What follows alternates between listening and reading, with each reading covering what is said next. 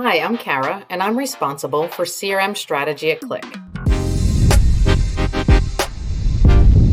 With Safari accounting for over 45% of life sciences traffic and HCP's use of iOS between 60 and 70%, the recent changes in iOS 15 require marketers to update their email programs and CRM strategy. The Hide by Email feature and impact to pixel tracking from privacy features in iOS 15 will impact email open rates, program logic using email opens, and multiple email addresses for the same consumer. The success of many email programs today are measured primarily with open rates and click-to-open rates. As open rates become less reliable with the adoption of iOS 15, marketers will need to shift to click rates to measure engagement. Marketers should not only look at measurement, but also program logic using opens. Marketers should also update cross-brand data collection approaches, as well as implement omni-channel programs to engage consumers through multiple channels. To learn more, make sure to check out our coverage on ongoing privacy changes, including in-depth point of views.